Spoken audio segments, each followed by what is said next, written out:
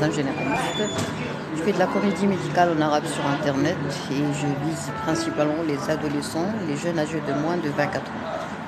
Alors j'aimerais vous avertir et vous mettre en garde, il ne faut jamais communiquer avec n'importe quel compte ou faux compte qui porte mon nom parce que je communique pas, je contacte pas les gens, les abonnés et tout.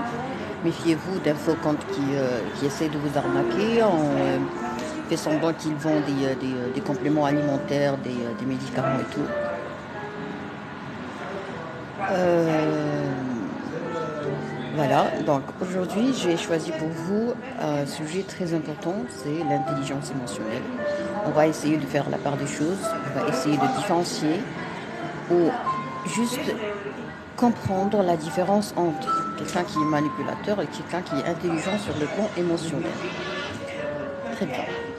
Donc l'intelligence émotionnelle, il faut savoir qu'il y a plusieurs types d'intelligence. Il y en a 9. Et, euh, et puis, malheureusement, à l'école, dans les pays qui sont sous-développés ou en voie de développement, on insiste principalement sur l'intelligence logico-mathématique. Donc, si tu es parfait en mathématiques, si tu fais faire des calculs, si on te prend pour génie, pour waouh, pour très intelligent, et puis tu es bien classé, tu es bien traité, tu es le meilleur. Alors que ça, c'est pas vrai, c'est pas bien pour la santé. Pour la santé, pour une bonne éducation, pour une bonne scolarisation, si vous voulez, qu'est-ce qu'il faut faire? Il faut essayer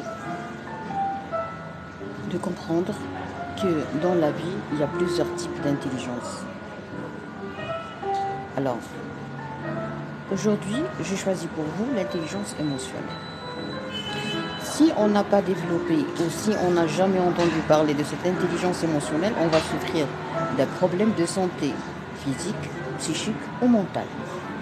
C'est-à-dire qu'il y a des gens qui ont de l'hypertension artérielle, il y a des gens qui ont des valvulopathies, il y a des gens qui ont des maladies graves du cœur, qui ont été condamnés à se faire opérer ou à cœur fermé ou à cœur ouvert, c'est-à-dire de petites chirurgies sans devoir ouvrir le cœur, ouvrir le thorax.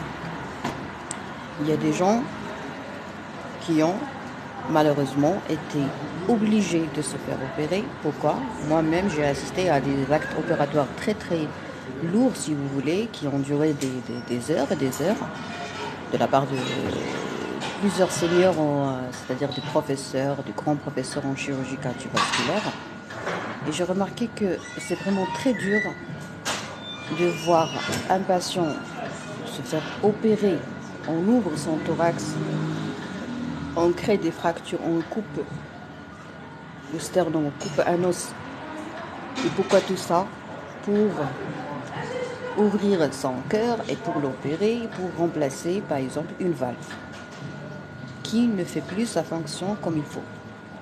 Alors, quand on se met dans cette situation qui est vraiment très difficile pour le patient, nous, les médecins généralistes, qu'est-ce qu'il faut faire?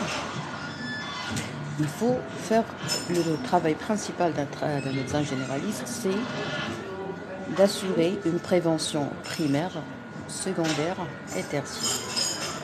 Alors, une prévention primaire, c'est une prévention avant la survenue de la maladie. C'est-à-dire, si je prends un patient qui a, par exemple, une angine à répétition, il faut savoir...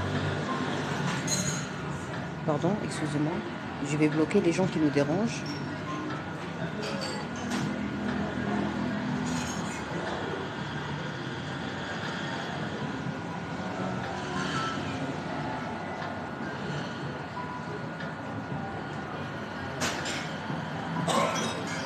Très bien, alors je m'excuse pour le dérangement.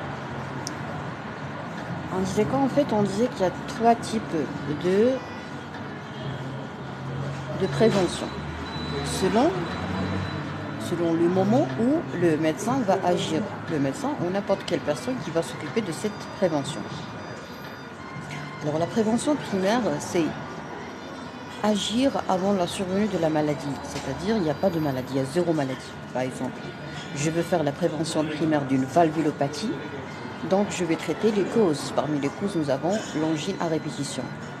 Un enfant qui a toujours ses angines, qui a toujours une haleine très très très très mauvaise, une mauvaise odeur qui sort de sa bouche, qui a toujours des otites à répétition, Alors ce patient doit bénéficier d'une prise en charge correcte multidisciplinaire et surtout très vigilante de la part de son pédiatre ou de la part de son médecin traitant.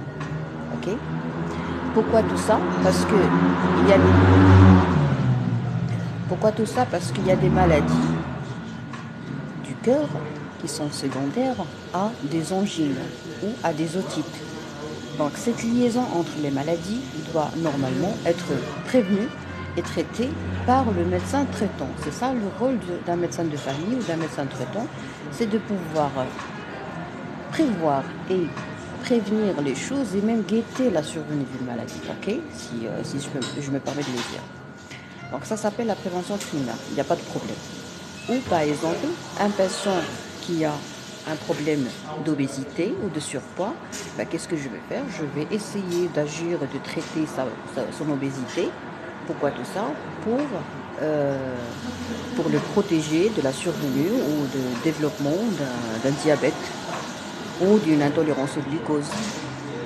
Un patient, par exemple, qui a un antécédent familial vraiment très lourd, c'est-à-dire il a plusieurs membres de la famille qui sont diabétiques, donc à ce moment-là, qu'est-ce qu'il faut faire? Il faut être vigilant avec ce patient. Ok? Notre rôle, c'est quoi? Notre but, c'est essayer d'améliorer l'espérance de vie. C'est-à-dire, on va essayer de lui éviter la souffrance durant sa vie. Il y a un commentaire, je pense. Oui, j'ai l'impression que malgré toute la vulgarisation médicale, les gens ne sont pas toujours au courant du RAA et les angines. Oui, vous avez parfaitement raison. Il y a même des gens qui se mettent à rire lorsqu'on leur parle de la relation entre ça et ça.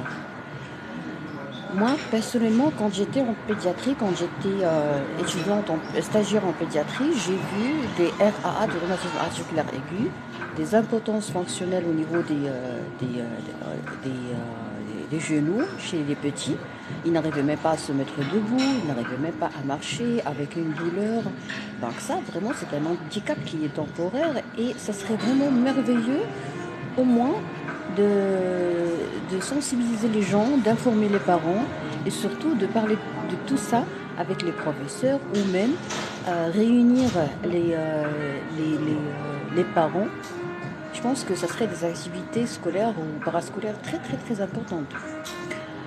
Alors, ça c'est un peu la prévention primaire. On va parler de la prévention secondaire.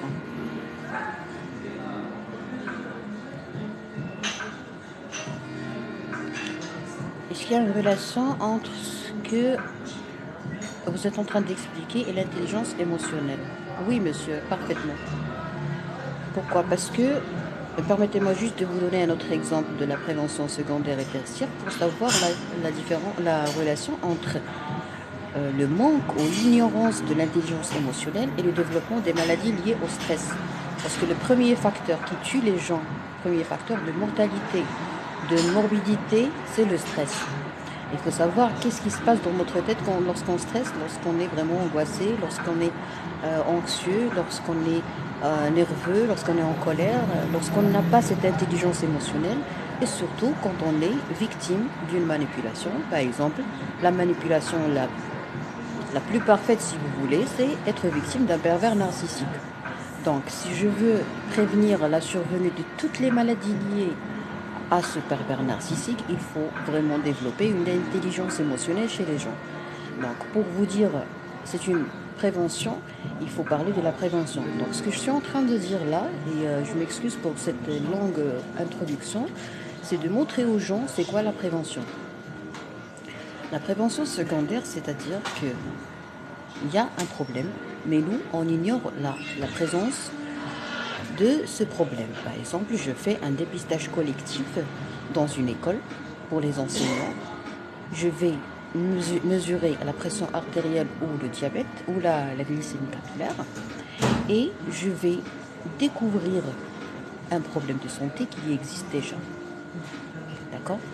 Ça, c'est une prévention qui est secondaire. Le problème est là. Je veux le découvrir. Mais bien sûr, quand je vais le découvrir, je vais le traiter et je vais bien prendre en charge le patient. La prévention secondaire et la prévention tertiaire, c'est quand il y a un problème Et moi, qu'est-ce que je veux faire? Je veux limiter au maximum possible les complications, les exacerbations, les, les autres maladies qui sont liées, les autres tares associés que je ne connais pas, donc il faut que je découvre ces problèmes. Si j'ai un cancer, au moins, un patient sous chimiothérapie, je peux, par exemple, éviter les complications. Si je donne une corticothérapie, c'est-à-dire un patient, par exemple, qui a une maladie, une connectivité, une maladie du système, ok, une maladie qui touche tout l'organisme, donc qu'est-ce qu'il faut faire? Il faut savoir que cette corticothérapie a des complications et moi, je peux très bien prévenir la survenue de ces complications. En faisant quoi? Eh bien, simplement en ajoutant ce qu'on appelle un traitement adjuvant. Donc, je dois au moins sensibiliser les patients de tout ça. Ok? Si le patient ne connaît pas que la corticothérapie a des complications, c'est-à-dire que moi, je n'ai pas fait un bon travail. Le patient, pour moi, c'est un petit bébé. Donc, les bébés, normalement, ils peuvent se mettre en danger sans le savoir. Alors moi, quand je suis en train de vous parler dans un live, je vous prends pour des bébés et j'essaie le maximum possible de vous montrer ce que vous n'êtes pas censé. Bon, vous n'êtes pas censé connaître, mais pour être honnête, il faut que tout le monde sache connaisse déjà un minimum. Vous voyez? Très bien. Alors tout ça pour vous dire que la prévention, c'est quelque chose de très intelligent en médecine générale et c'est le rôle principal de nous, les médecins généralistes. On n'est pas comme les autres, on n'est pas comme les ophtalmos, on n'est pas comme les neurologues. Un médecin généraliste, c'est un responsable, c'est un gérant, c'est un manager, c'est le manager de ton état de santé. Il est obligé de résoudre tous tes problèmes de santé. Si tu viens me consulter pour, je sais pas moi, pour une chute de cheveux, pour un bouton, pour un problème d'acné, alors je suis obligée de chercher, de dépister, de diagnostiquer tous les autres problèmes que tu as. Par exemple, tu viens pour un certificat d'aptitude physique, je découvre une hypertension artérielle, je dois traiter ton hypertension artérielle.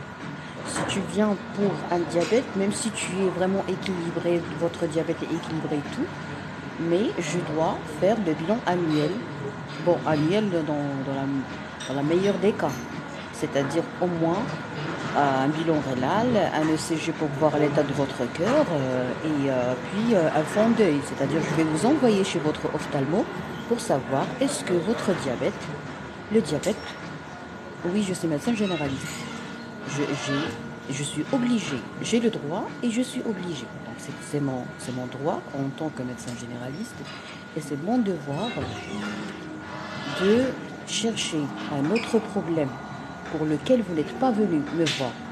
Vous êtes venu pour un certificat d'aptitude physique ou vous êtes venu uniquement pour un bilan de diabète ou vous êtes venu uniquement parce que vous avez, je sais pas moi, la gale, vous avez des poux, vous avez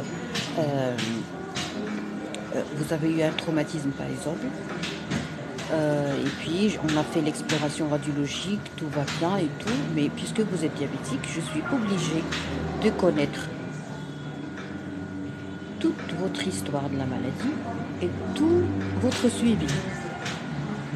Ben, sinon, la consultation est incomplète. Donc là, je vais partager avec vous quelques petites difficultés qu'on trouve en médecine générale quand on pose des questions aux gens. Il y a des gens qui, sincèrement, moi, ça m'a été expliqué comme ça clairement à Bouchetot, là où je travaille. M'a dit, docteur, vous posez tant de questions, même si on n'est pas venu pour ça. Donc vous laissez le problème principal, ou bien c'est vrai, vous avez résolu notre problème, mais vous êtes un peu curieuse. Bon, un médecin généraliste, son rôle principal, c'est d'être curieux. Vous voyez? Très bien. Alors là, j'ai terminé mon introduction. J'aimerais savoir, est-ce que vous avez compris l'importance de la prévention? Est-ce que vous avez compris combien c'est important de prévenir la survenue des choses? C'est-à-dire, Quelqu'un qui a une hypertension artérielle, qui a 20 de tension artérielle systolique, de pression artérielle systolique, moi, je ne veux pas attendre à ce qu'il développe un AVC. Ok? C'est pas bien. Un AVC, c'est méchant. Je ne veux pas qu'il développe un AVC. Donc, si je le sauve, il ne va pas développer une hémiplégie, par exemple, une paralysie. Ok? C'est pas bien de laisser un patient hypertendu devenir un patient qui est vraiment paralysé. Moi, je souffre de quelques problèmes comme la dépression. Alors, la dépression, c'est simple, il faut suivre les recommandations de votre médecin généraliste et faire beaucoup de séances d'écoute avec votre psychologue et votre psychiatre et tout ira bien. Ok? Très bien. Alors, une petite question simple. Est-ce que vous avez compris? Est-ce que c'est important de faire la prévention ou pas? Comme ça, on va entamer directement, on va aborder directement la question de l'intelligence émotionnelle. Est-ce que vous avez compris que c'est important de faire une prévention? Oui, très bien.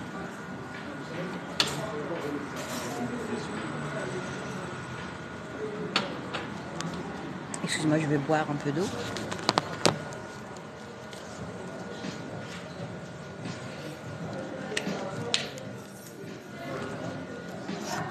Vous savez, je suis dans un café que j'ai beaucoup à Casa. Et vraiment, je me sens très bien. C'est pour ça que je vous ai fait ce live. Oui, bien sûr, la prévention est très importante. Très bien. Alors là, on va parler de l'intelligence émotionnelle et pourquoi c'est important de la connaître, de la développer avant que ce soit tard. Je vais vous donner des exemples de gens qui ont développé beaucoup de problèmes de santé physique. On ne va pas parler de tout ce qui est psychique et mental. Non, on ne va pas parler de ça. Parce que sinon, vous allez croire que je parle toujours de tout ce qui est psychique. On va parler de maladies organiques, de maladies des organes, maladies physiques. C'est-à-dire un organe qui ne marche pas bien, qui est tombé malade. Pourquoi? Parce que le patient n'a jamais compris l'intelligence émotionnelle. ما كنفهمش من فضلك دكتوره هضري بالدارجه. سي حسن ديما تندوي بالدارجه ولكن اليوم غندوي بالفرنسيه، مره اخرى غندوي بالدارجه. لي لايف ديالي بالدارجه كلهم على يوتيوب وسمحوا لينا بزاف مره اخرى. الو un jour j'ai reçu un patient. Voilà, un live enrichissant, sans parasite, merci docteur, je vous en prie, c'est gentil. Alors, un jour j'ai reçu un patient, j'ai vu un patient, et ce patient est venu uniquement parce qu'il avait mal à la tête. Très bien. Ce patient a déjà pris la tension artérielle, il a déjà mesuré la pression artérielle. Parce qu'au Maroc, il y a tout le monde qui est devenu médecin, vous savez très bien ça. Il y a tout le monde qui essaie d'apprendre d'Internet, qui essaie d'appliquer les choses. Je ne sais pas pourquoi les gens sont tellement motivés et ils ont un sacré audace et courage de faire le médecin. Ok. Alors le monsieur a tout fait. Il est venu me voir, il m'a dit docteur, j'ai tout essayé, mais je souffre, j'ai mal à la tête. Il n'a pas de pression artérielle augmentée, ok. Il n'a rien. Il m'a dit j'ai rien trouvé, je ne sais pas qu'est-ce que j'ai. Alors, je l'ai traité, je l'ai examiné et tout. Qu'est-ce que j'ai découvert? J'ai découvert avec mon stéthoscope un souffle. Un souffle et un bruit, ce qu'on appelle un éclat. Donc c'est un type de bruit qu'on entend avec notre stéthoscope. Le stéthoscope, c'est comme des écouteurs qu'on met, nous les médecins. Et à partir de ce son, j'ai pu évoquer un problème des valves, ce qu'on appelle une valvulopathie. Alors moi, j'ai suspecté un rétrécissement. Je l'ai adressé ou je l'ai orienté au cardiologue. Et le cardiologue a indiqué, et sans délai, une opération. Pourquoi? Parce qu'il y avait un problème de valve. La valve, c'est comme un petit robinet qui se ferme, qui s'ouvre dans le cœur. Et puis, il doit normalement s'ouvrir correctement et se fermer correctement. Chez ce patient, c'était quoi son problème? C'était un problème de communication intrafamiliale. Voilà pourquoi moi j'insiste beaucoup sur les problèmes familiaux, un point où les gens me disent pourquoi tu laisses tomber la médecine et tu parles de tout ce qui est vraiment bien loin de la médecine. Alors ce monsieur, il a passé plusieurs années à souffrir de la maltraitance de sa femme. Et non seulement ça, Il a enregistré, il a donné tous ses biens immobiliers. Je pense qu'il a une maison ou deux. Tout est enregistré au nom de sa femme. Et après, sa femme, qu'est-ce qu'elle a fait? Elle a décidé de tout arrêter. Elle a commencé à demander le divorce. Elle a commencé... Bon, elle n'a pas demandé le divorce, mais vraiment, c'est une femme qui est incroyable, d'après ce qu'il m'a raconté. Ok? Donc, le monsieur, il a été victime d'une toxicité. La toxicité, c'est quoi? La toxicité, c'est que il travaille loin de sa famille et il envoie de l'argent à sa femme et il voit toujours ses enfants souffrir. Il voit toujours ses enfants sales. Il voit toujours ses enfants qui portent des vêtements qui sont très anciens, mauvais état. Vous voyez? Et pourtant, il a les moyens et tout. Donc ça, il y a un problème de communication, il y a un problème de distance, il y a un problème de gestion des émotions. Il y a beaucoup de choses qui ne vont pas bien. Alors, ce monsieur, maintenant, il est condamné à se faire opérer. Vous savez qu'est-ce qu'il m'a dit? Il m'a dit, je vais voyager, parce qu'on n'a pas de chirurgien cardiovasculaire à Bouchetot. Il m'a dit, je vais voyager, et si jamais je vais découvrir que vraiment j'ai besoin de me faire opérer, je vais la tuer. Parce que c'est à cause d'elle que je suis arrivée à cet état. Alors là, on a été obligé de prendre en charge le patient, de le calmer, de lui faire comme une sorte de grand ménage du cerveau, de lui rassurer que c'était à cause de ce problème, c'était pas à cause d'elle directement. Il était vraiment, c'était obligatoire, on était dans l'obligation de l'orienter chez un psychiatre avant qu'il commette vraiment un crime, vous voyez. Alors tout ça c'est lié. Pourquoi? Parce que nous avons une population qui malheureusement n'est pas éduquée sur le plan ni familial, ni relationnel, ni sexuel, ni rien du tout. Vous voyez? Donc pour moi, en tant que médecin généraliste, je pense que ça c'est un problème de santé. La construction familiale, le manque de communication familiale, le problème de personnalité, de confiance en soi chez les parents, ça, c'est un sacré problème de santé. Si tu as un problème de personnalité, tu vas tout donner à ta femme. Et si tu enregistres tout au nom de ta femme, elle va vraiment te mettre à la porte. Et quand elle va te mettre à la porte, tu vas souffrir. Et quand elle va insulter, le problème c'est que sa femme, quand elle l'insultait, il ne pouvait pas répondre parce qu'il n'a plus de maison. Vous voyez? Ça, c'est très dur. Ça, c'est très dur à vivre et ça expose à un problème. Voilà donc. Le problème, c'est quoi dans le stress? L'intelligence émotionnelle. L'intelligence émotionnelle, c'est quoi? Bon. C'est-à-dire que tu gères très bien tes émotions. Ouais. Comment puis-je bien gérer mes émotions face à quelqu'un qui me provoque? Donc, il y a une grande question qui se pose. Pourquoi tu es rapidement provocable? Bon, je ne sais pas si ça se dit en français. Pourquoi on arrive à te provoquer facilement? Parce que tu as beaucoup de choses qui sont coincées dans ton inconscient. Qu'est-ce qu'il faut faire? Il faut nettoyer. Il faut toujours commencer par nettoyer. Il y a des stations dans notre vie où c'est important de faire le nettoyage. Je ne peux jamais mettre ma maison au nom de ma femme parce que vous êtes intelligent sur ce point. Parce que vous êtes quelqu'un qui a une connaissance, parce que vous êtes quelqu'un qui a une forte personnalité, parce que vous êtes quelqu'un qui a une confiance en soi, parce que vous êtes quelqu'un qui sait ce qu'il fait. Mais il y a des cas où le monsieur est comme vous, mais il se met dans une situation où son corps le trahit. Quand est-ce que mon organisme me trahit? Quand j'ai pas d'intelligence émotionnelle. C'est-à-dire, on peut changer d'état d'humeur. Comment ça? Le changement d'état d'humeur a une explication chimique. Nous avons ce qu'on appelle des neurotransmetteurs. Les neurotransmetteurs sont des substances qui sont sécrétées et qui partent d'une cellule à une autre, une neurone à une autre, cellule nerveuse. Quand je suis déprimée, par exemple, j'ai un manque. Quand je vais très bien, je n'ai pas ce manque. Quand je suis euphorique ou maniaque, j'ai un excès. Ok? Quand j'ai un problème de dépendance, je sollicite ce qu'on appelle un système de récompense. Le système de récompense, c'est quoi?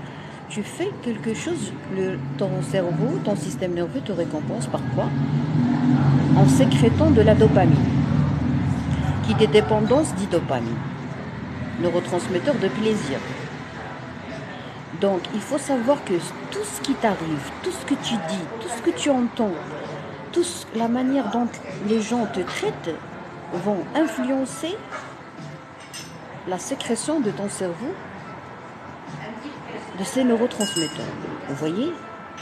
Donc, il y a une grande relation entre ماشي كلشي كيفهم فرونسي سمحوا لي هاد اللايف بالفرنسيه لايفات اخرى بالعربيه على يوتيوب.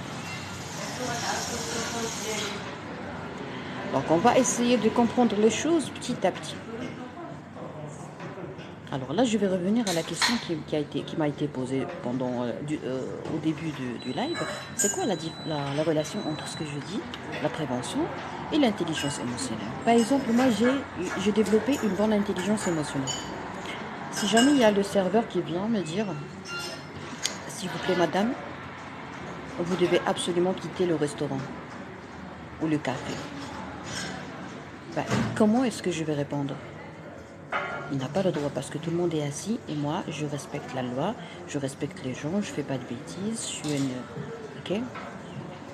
دكتورة من المتتابعين حاولي تهضري بالدارجة الله اسمح لي بزاف ضروري ندوي بالفرنسية لأن غنديرو لايف بالفرنسية وبالعربية.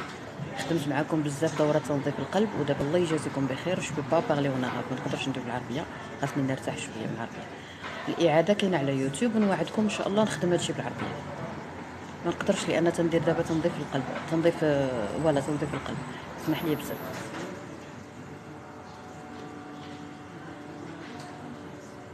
Donc, on va essayer de lui donner un exemple d'intelligence émotionnelle. Alors, si le serveur vient me dire, madame, s'il vous plaît, vous êtes obligée de... je regrette, mais vous devez quitter le café. Alors là, qu'est-ce que je vais faire normalement? À ma place, qu'est-ce que vous allez faire? Si quelqu'un vous demande gentiment de quitter un endroit public, comment est-ce que vous allez réagir?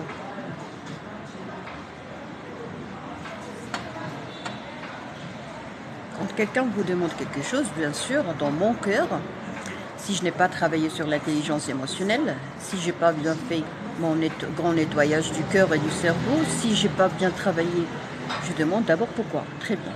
C'est bien d'avoir dit « je demande » parce que déjà, vous avez la tête qui vous permet de demander. Ça, c'est bien.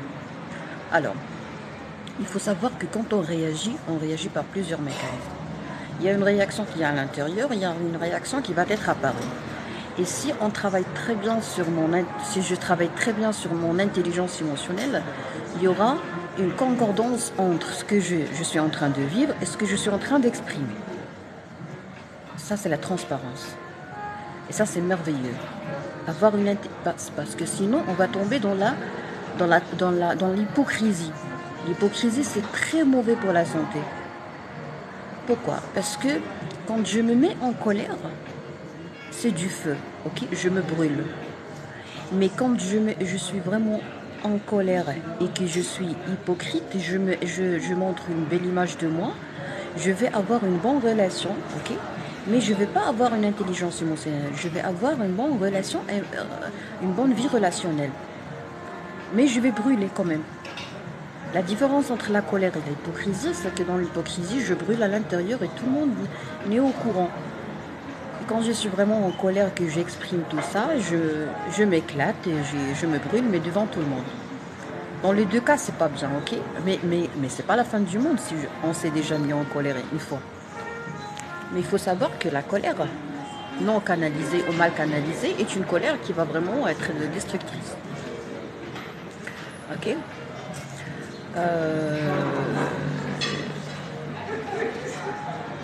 L'intelligence émotionnelle, quand le serveur va me dire « Madame, vous devez quitter la table », je vais sourire. Je suis capable de sourire. Je suis capable de garder le sang-froid. Je suis capable de me dire « c'est pas urgent ». Je suis capable de me dire il n'y a pas le feu. Il m'a demandé de quitter le café. Ok? C'est pas la fin du monde. Mais quand est-ce que je peux arriver à ce stade d'avoir le sang-froid et non pas d'exprimer ou de montrer aux gens que j'ai un sang-froid. Ok? Je ne parle pas de l'hypocrisie, je parle de la vraie intelligence émotionnelle. Troisième solution doit exister. Ben oui, il y a plusieurs d'autres. J'essaie juste de simplifier les choses. Alors, moi actuellement, je vais être honnête avec vous. Il y a longtemps, si jamais un serveur me demandera par exemple demanderait de quitter le café ou le salon, vraiment j'allais m'éclater. J'allais pas gérer mes émotions. Oui, exactement. Mais avec ce petit, comment dirais-je, montant de sagesse si vous voulez, ce petit crédit de sagesse que j'ai actuellement, parce que je travaille toujours sur ma sagesse, j'ai appris que la vie, que rien ne vaut le coup dans la vie. J'ai appris que tout a une explication, tout a des raisons. Excusez-moi, je vais bloquer tout ça, parce que les gens parlent trop. Il faut toujours garder dans la tête que c'est pas la fin du monde si je quitte le salon. C'est pas la fin du monde. Il faut savoir que ce monsieur m'a parlé avec sa bouche. Il m'a pas tabassé, il m'a pas insulté, il m'a pas tiré de mes cheveux. Il n'a rien fait. Il m'a demandé de quitter le salon. Ok? Donc moi, je vais garder dans ma tête que je ne suis pas en danger. Alors, qu'est-ce qui arrive chez mes patients? Je parle de mes patients parce que moi, je ne suis pas psychologue, je ne suis pas psychiatre. J'essaie d'expliquer les choses de façon générale. Ce n'est qu'un débat, ce n'est pas une consultation ou des avis que je donne dans ce live, c'est un débat. Alors, ce que j'ai découvert durant mon exercice, c'est que les gens, à ce moment-là où ils se mettent dans une situation qui énerve, ou moi-même, qu'est-ce qui arrive dans notre tête? On relie les choses. Il y a beaucoup de liaisons, surtout chez les femmes. Il y a un problème de conditionnement, c'est-à-dire tu te rappelles d'un état où tu as été vraiment mis dans une situation de stress, situation d'alerte.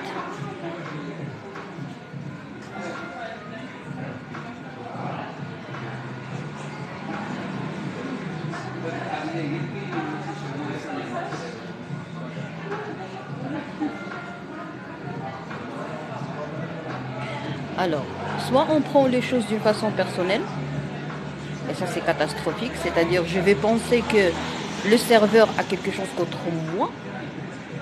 Donc, alhamdoulilah, Dieu merci, actuellement je me suis débarrassée de ça il y a bien longtemps.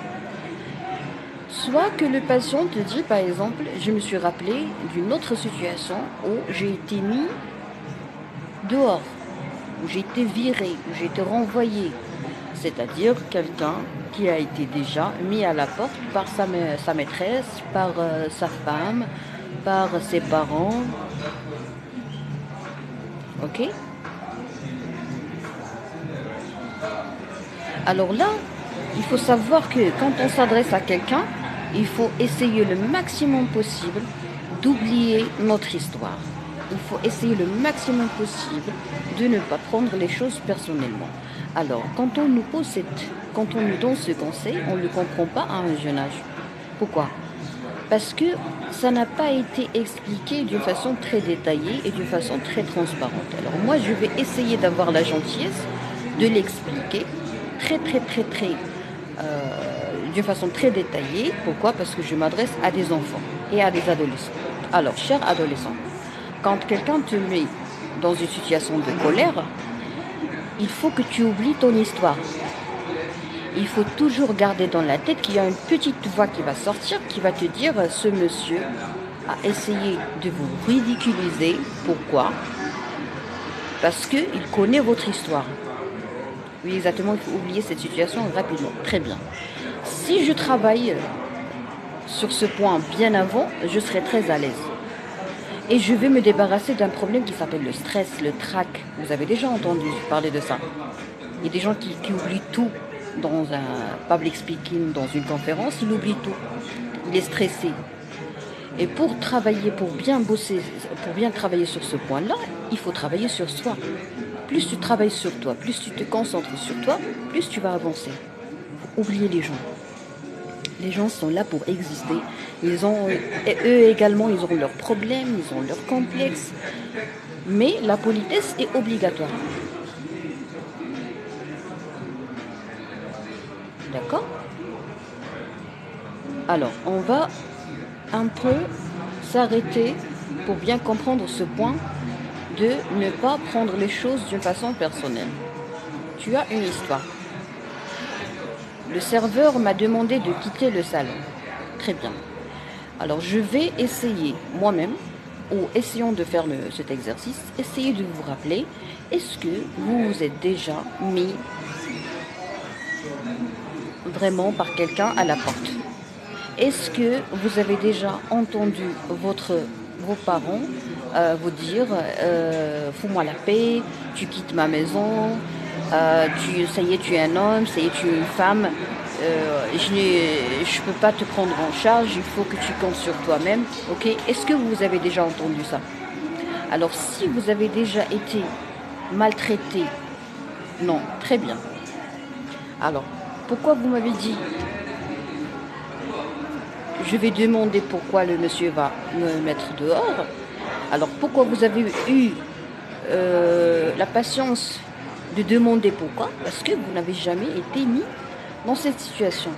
Mais malheureusement, quand on s'adresse à quelqu'un qui a un passé, quelqu'un qui est vraiment très très très très très bourré et alourdi par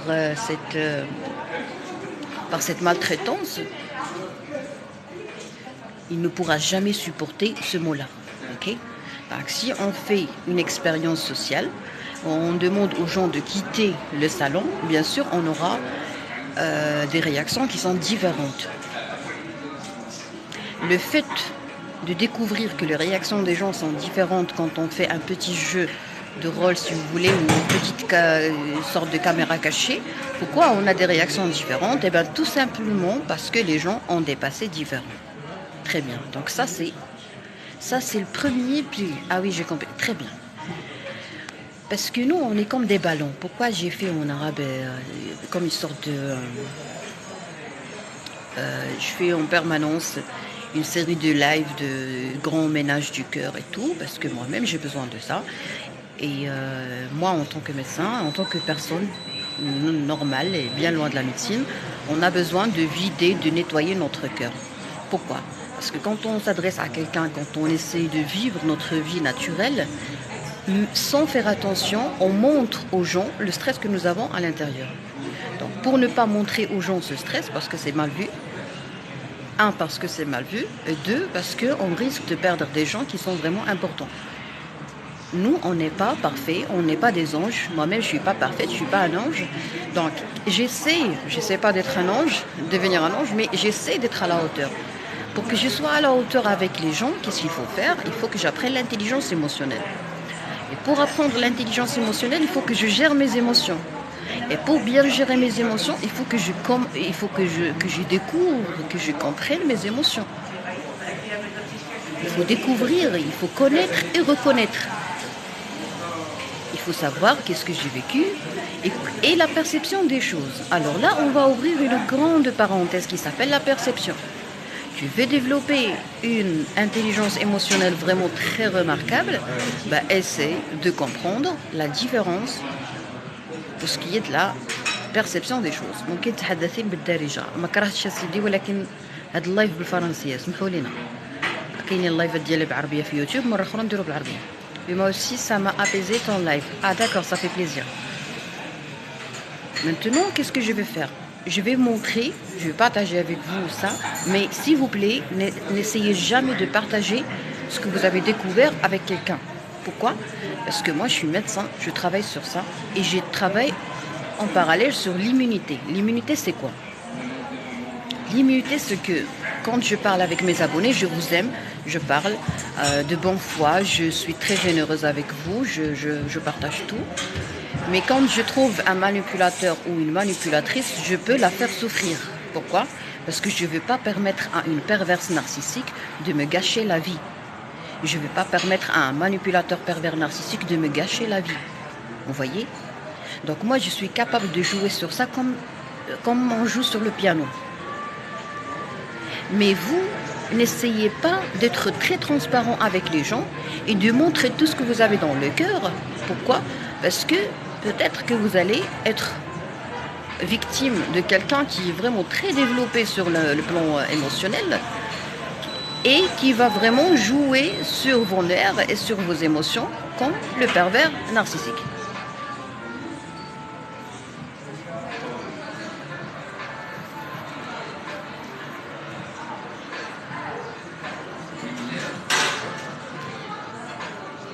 Est-ce que vous avez compris ça?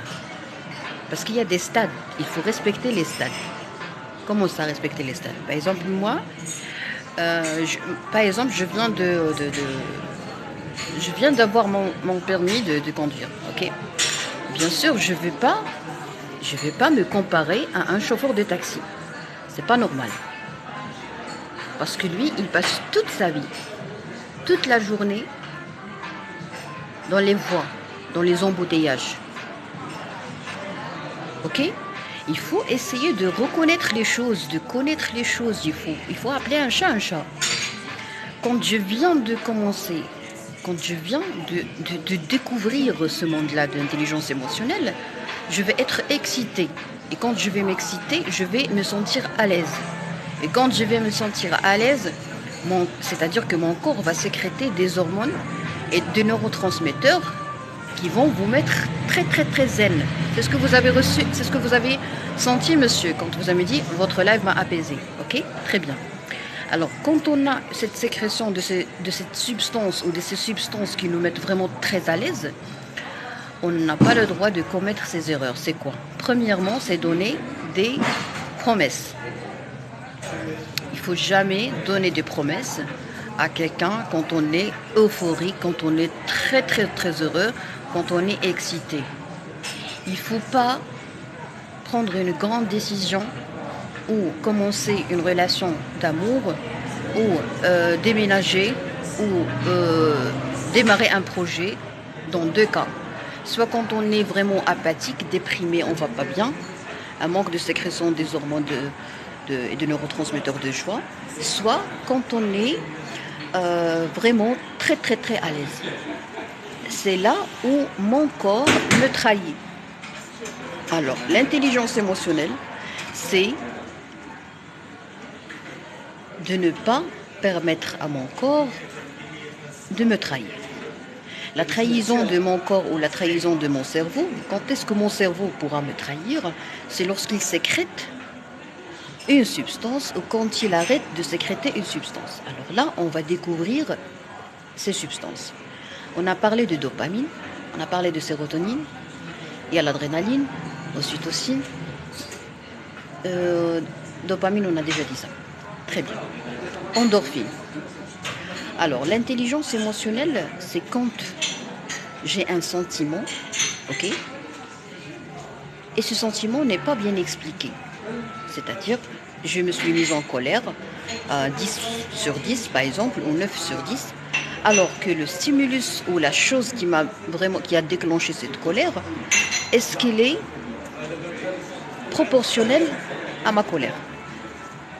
Alors ça, c'est important. Est-ce qu'il est proportionnel à ma colère? On va essayer de comprendre ça. C'est-à-dire, est-ce que... Excusez-moi.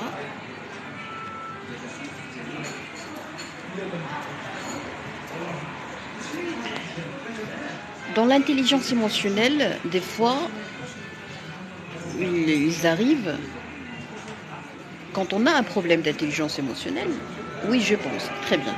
Alors, il y a des gens qui ne se mettent pas en colère rapidement, selon vos systèmes de valeurs. Très bien. Alors, il y a des gens qui ne se mettent pas en colère rapidement. Là, encore une fois, on va revenir à la grande question de l'hypocrisie. Il y a l'hypocrisie, il y a la peur, il y a la peur de dire non, il y a la programmation durant l'enfance. Il y a des enfants, il y a des hommes, à l'intérieur de ces hommes, il y a un enfant. Et cet enfant a été programmé depuis son bas âge à dire oui et à être poli. Pour lui, il faut toujours dire oui, il ne faut jamais se mettre en colère, il ne faut jamais refuser les demandes, il faut être un bon pratiquant pour qu'il soit bien récompensé par le Dieu. Donc pour lui, si quelqu'un lui crie dessus, ou le gifle par exemple, ou il l'humilie, qu'est-ce qu'il fait? Il se dit, ah non, par exemple, nous les musulmans, il faut qu'on se pardonne, il faut essayer il faut garder toujours dans la tête que il a ses raisons pourquoi il s'est mis en colère. Peut-être qu'il va pas bien, peut-être qu'il a des problèmes, peut-être qu'il passe par des crises, je sais pas, vous voyez. Donc, on essaye de trouver une explication à quelqu'un d'autre. Ça, c'est une façon de penser, ça, c'est une façon de réfléchir, ça, c'est une programmation. Est-ce qu'elle est bonne ou pas? Dans la religion de l'islam, tout le monde doit bien traiter l'autre. On n'a pas le droit de crier, on n'a pas le droit d'insulter, on n'a pas le droit d'appeler quelqu'un en utilisant des surnoms qui sont ridiculisants, vous voyez. On n'a pas le droit de dévaloriser quelqu'un dans l'islam. Mais les gens, ils oublient leurs devoirs. Et ils se fixent, ou ils se concentrent sur leurs droits. Je suis une musulmane, donc j'ai le droit d'être pardonnée. Mais on oublie que je suis musulmane, donc je suis obligée de respecter l'autre. Vous voyez? Donc, si vous avez ce problème, si vous ne vous mettez pas en colère, et si tout le monde vous aime, et si vous pardonnez tout le monde, à l'intérieur, votre corps va vous trahir. Vous allez croire que vous êtes quelqu'un qui a de l'intelligence émotionnelle. Vous n'êtes pas hypocrite, mais vous allez souffrir. Vous allez brûler. Et votre corps va sécréter des matières qui sont vraiment très mauvaises pour la santé quand ils sont sécrétés en excès. C'est de la cortisol et de l'adrénaline. Donc, qui dit cortisol dit sucre. Qui dit adrénaline dit hypertension artérielle. Pourquoi? Parce que le cerveau travaille plus qu'il le faut. Le pardon est quelque chose de naturel.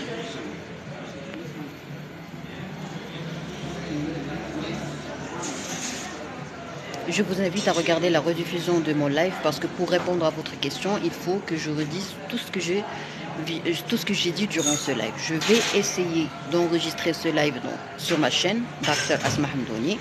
Et vous devez normalement, avant de parler durant un live, il faut toujours le suivre depuis le début. Monsieur, vous n'étiez pas là avec nous, donc c'est impossible de discuter avec vous. Je suis désolée, c'est comme si vous êtes rentré dans une salle de cinéma et vous avez essayé de demander à la personne qui est juste à côté de vous qu'est-ce qui s'est passé à vous. Vous voyez?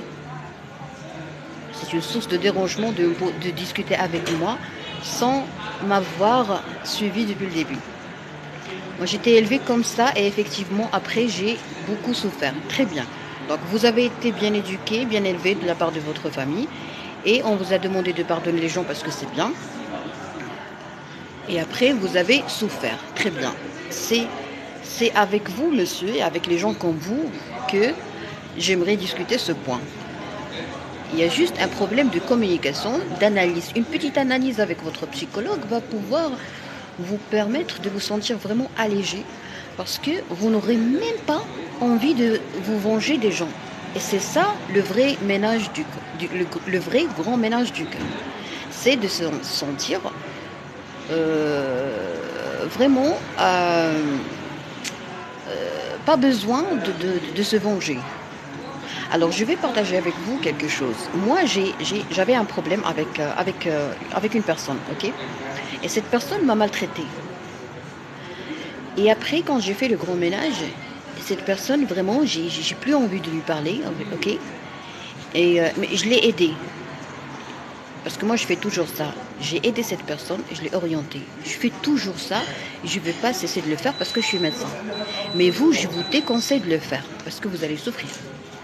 Alors, quand quelqu'un me fait souffrir et quand quelqu'un qui est vraiment, qui a un bon cœur, mais qui est mauvais, a une communication mauvaise, et qui m'a maltraité, qu'est-ce que je fais? Eh bien, je fais une simple chose, c'est quoi? C'est que j'essaye le maximum possible de me débarrasser de cette personne, mais tranquillement, avec de l'intelligence émotionnelle, sans hypocrisie. Il faut se débarrasser des personnes toxiques. C'est ça le rôle de l'intelligence émotionnelle. Alors là, je vais arrêter l'explication de l'intelligence émotionnelle. Je vais vous donner un exemple parfait pour connaître et comprendre la relation entre la prévention et l'intelligence émotionnelle. Le pervers narcissique. Est-ce que vous avez déjà connu une personne perverse narcissique? On appelle le manipulateur pervers narcissique. Il faut qu'il y ait 3 caractères. Un manipulateur, c'est quelqu'un qui manipule. La manipulation, il y a 2 types. Il y a la bonne manipulation. Même l'intelligence émotionnelle, on manipule les gens, mais dans un bon sens. Il y a narcissique, c'est-à-dire quelqu'un qui s'aime beaucoup, qui s'aime d'une façon vraiment très morbide. Il y a manipulateur pervers et pervers. Alors, être pervers, c'est quelqu'un qui est vraiment à côté de la plaque, c'est quelqu'un qui est anormal, c'est quelqu'un qui n'a pas de logique. C'est quelqu'un qui n'a pas de logique, c'est-à-dire, il peut très bien, par exemple, un manipulateur pervers narcissique, c'est quelqu'un qui peut t'accuser de quelque chose que lui a fait devant toi, et il va te dire non, c'est toi qui as fait, pour te rendre folle. C'est quelqu'un qui n'a pas d'empathie. Il n'a pas de cœur normal, il ne ressent pas, il ressent pas la souffrance des gens, il ne connaît pas la joie, il connaît que la satisfaction, il est satisfait de ce qu'il fait. Vous voyez? Donc c'est c'est un enfant détruit qui essaye de détruire tout le monde. Si tu n'as pas une intelligence émotionnelle, tu ne vas pas comprendre qu'est-ce qui se passe. Pourquoi? Parce que un pervers narcissique, c'est quelqu'un qui commence par une phase de séduction. Et c'est dans cette phase de séduction où tu es hypnotisé, que tu es paralysé, tu es anesthésié. Vous voyez? Personne toxique, personne narcissique sont des mots nouveaux. On n'a jamais entendu ces mots avant. Très bien. Alors, un pervers narcissique ou un PM, c'est quelqu'un qui est comme un diable. Donc, on n'a pas le droit de dire à quelqu'un que tu es pervers narcissique tant qu'il n'a pas été interrogé directement par son psychiatre ou par le psychiatre de sa victime. Pourquoi? Parce que les pervers narcissiques, quand ils partent chez un psychologue, ils vont pousser le psychologue et le psychiatre à sentir que c'est lui la victime du pervers narcissique, alors que c'est l'inverse. Et le psychiatre, il a le droit de faire plusieurs séances avant de juger que cette personne est perverse narcissique. Pourquoi?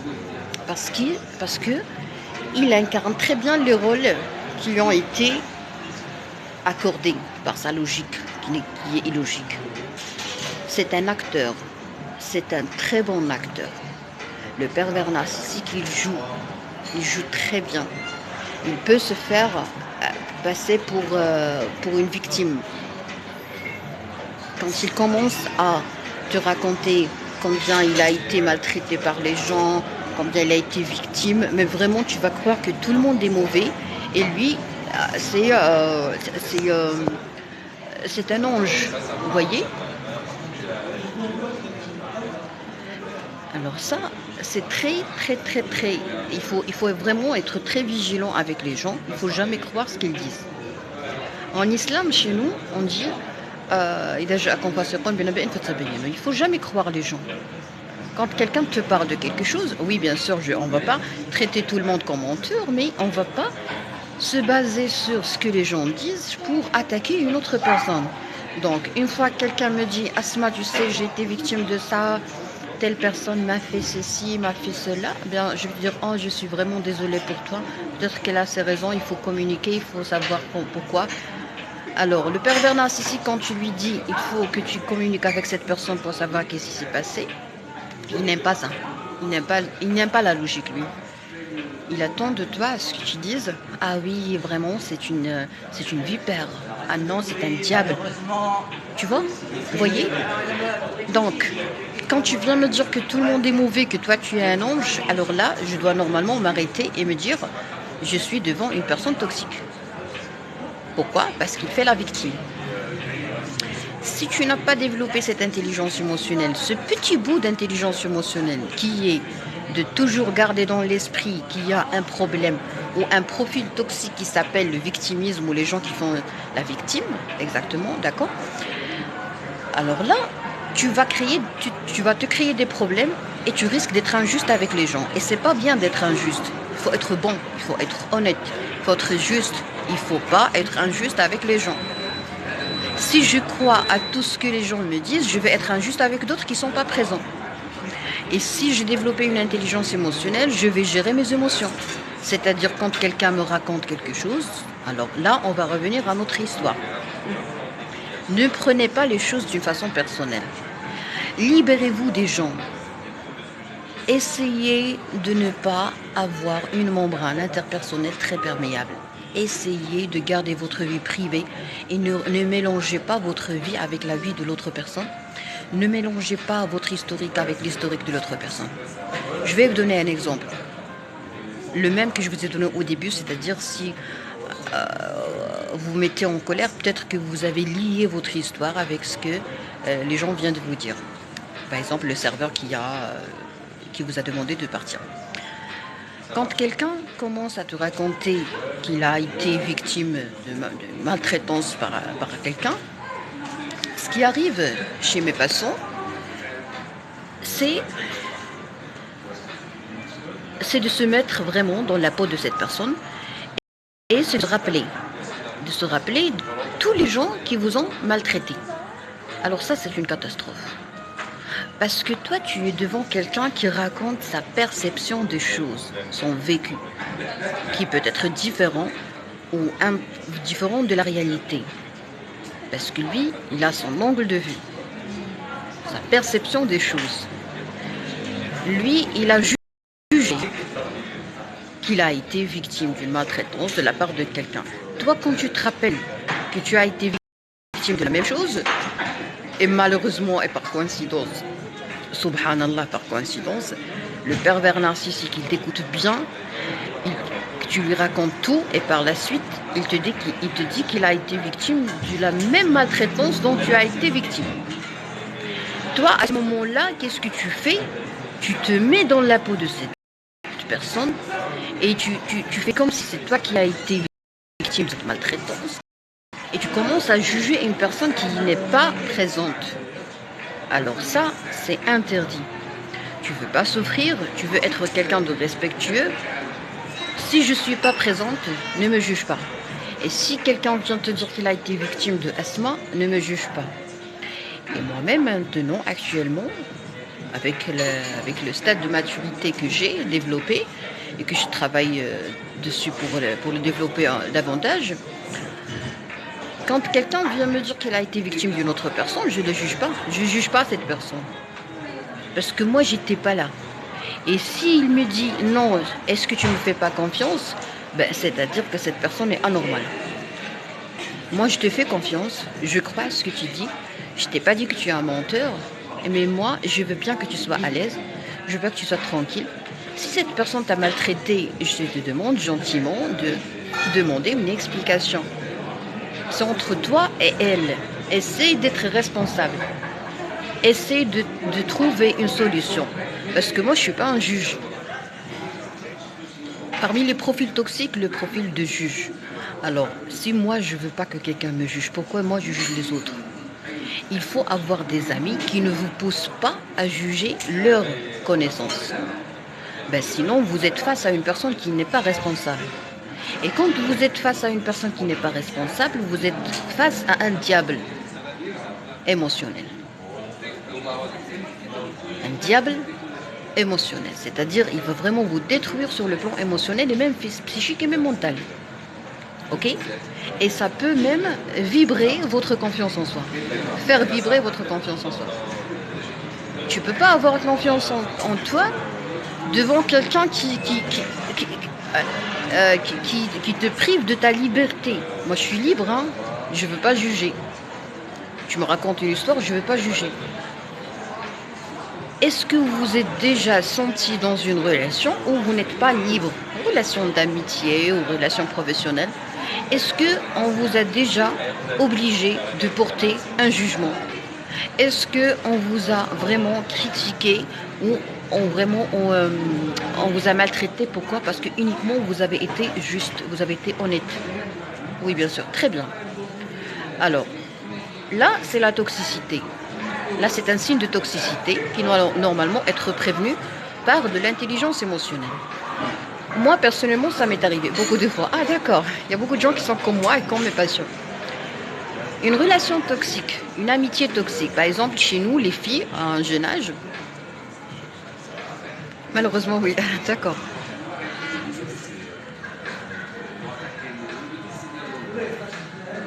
Alors, les gens ne comprennent pas que moi, j'ai fait une pause des lives en arabe. J'étais très généreuse et j'ai tout enregistré sur ma chaîne. Je vous en prie, je vais tout faire en arabe ultérieurement.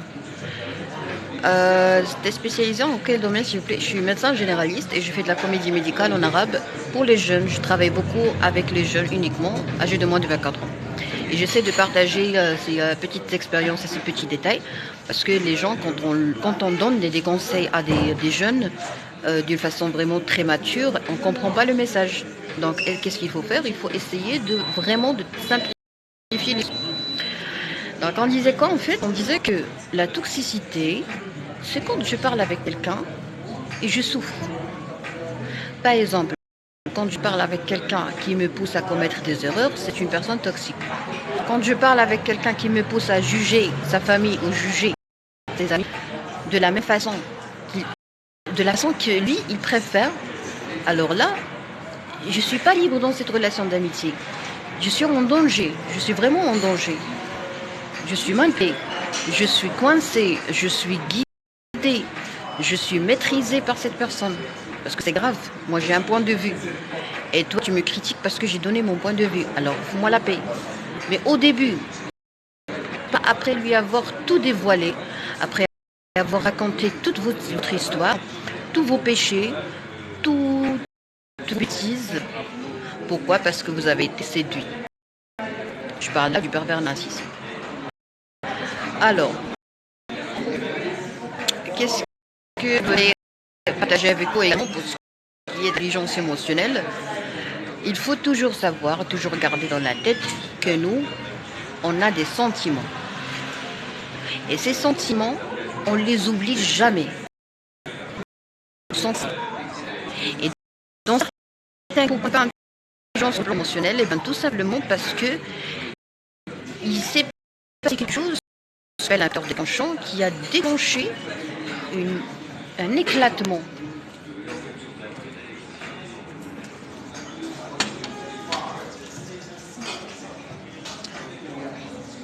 Qu'est-ce qui s'est passé? Eh bien, il y avait un petit élément déclencheur qui a déclenché un éclatement d'un ballon. Et ce qui est vraiment très difficile à comprendre et très difficile à gérer si on ne le sait pas, si on l'ignore, c'est que nous avons ce qu'on appelle une zone d'ombre ou une part d'ombre, c'est-à-dire un petit dépôt, une petite cave où toutes les émotions, toutes les peines, toutes les douleurs, toutes les dévalorisations, toutes les fois où on a été ridiculisé, toutes nos peurs, toutes nos craintes, toutes nos faiblesses sont coincées dans une cave qui s'appelle la zone d'ombre. Et cette cave doit être normalement nettoyée et aérée en permanence, en faisant des hypnoses et beaucoup de choses. Alors, si on ne s'acharne pas à faire cette routine, si on n'a pas cette routine de se faire laver le cœur, le cerveau et l'inconscient, vraiment on va souffrir et on va s'éclater et on va avoir un problème, on va avoir des réactions qui ne sont pas proportionnelles au facteur ou au stimulus, vous voyez.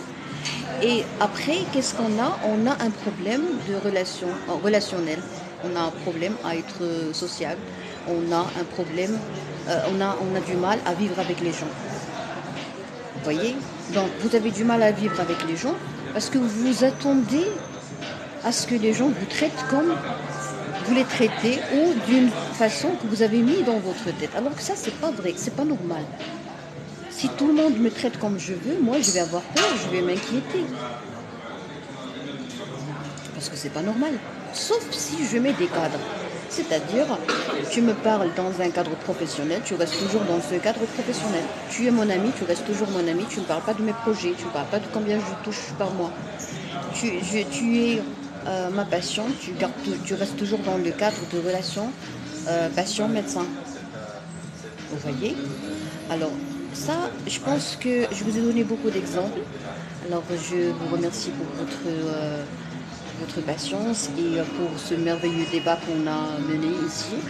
On va essayer de traiter ce type de sujets qui sont vraiment flous. C'est très intéressant. Merci, ça me fait plaisir. Alors, je vais essayer d'être très simple. Je rappelle que je cible les jeunes âgés de moins de 24 ans. Donc, j'essaie le maximum possible de simplifier, de donner beaucoup d'exemples. Parce que quand je reçois un patient qui est très jeune, ben, sincèrement, je touche de l'innocence. Je touche de la naïveté. Et c'est bien de travailler avec des gens naïfs. J'aimerais bien que les gens de notre société comprennent ça. Merci beaucoup. J'essaie de le faire en arabe, mais c'est très difficile parce que les gens vraiment, je souffre d'un harcèlement durant les lives. C'est pour ça que moi-même, je deviens très ferme et surtout très, entre parenthèses, méchante avec eux. Mais c'est pas la fin du monde quand même. Alors, je vous dis bonne soirée. C'était Dr Asma Abdouni, médecin généraliste. Vous pouvez regarder les rediffusions. C'est bien chargé d'informations. Merci Sidi, c'est gentil. J'ai une chaîne sur YouTube qui s'appelle Dr Asma Abdouni. J'essaie le maximum possible de travailler sur ma chaîne, mais sincèrement, je l'oublie. Parce que moi, je ne m'intéresse pas beaucoup à ma chaîne. Mais les gens me demandent toujours d'enregistrer. Oui, j'ai remarqué ça. Ah, d'accord, très bien. À la prochaine.